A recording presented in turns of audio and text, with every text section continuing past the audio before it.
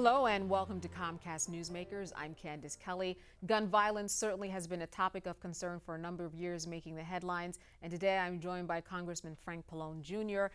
And we are going to be talking about some bills that you have on the table right now to curb this, whether it has to do with banning assault weapons, background checks. This is what your package entails. Tell me a little bit more about the expectations.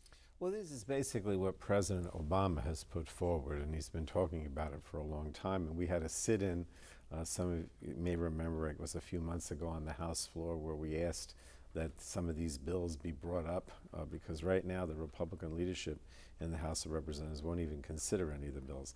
But the three things essentially would be to bring back an assault weapons ban, which we did have at one time, because you have all these assault weapons that really have no value for hunting or any legitimate purpose. And then we would also have universal background checks, because right now most people think that if you go out and buy a gun and you get a license, you have a background check. But you can still buy guns at gun shows without a background check. You can go online and buy them without a background check. And so this would plug up those loopholes. And then the third thing would be limit the amount of rounds, with a magazine to say 10.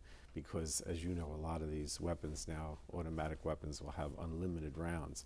And I think this would go very far towards, dealing with the problem. I'm not saying it's the answer to everything, but right now, you see with all these mass shootings, there's so many guns, so many assault weapons, it's just unbelievable. Right, all of these pieces might work towards that, but in your opinion, what do you think it will actually take? You had the sit-in, certainly that brought a lot of attention, but still both sides are not on the same page. What does it take when you have two sides and you're really trying to talk things out? Well, I think right now, the way the Republican leadership is set up in the House and the Senate, they're just not going to bring it up. So you'd have to have a Democratic president like Hillary Clinton who agrees with this, and you'd probably have to have, if not a Democratic Congress, at least one that's more Democratic than we have now. So when it comes to the sit-in, how effective do you think that was?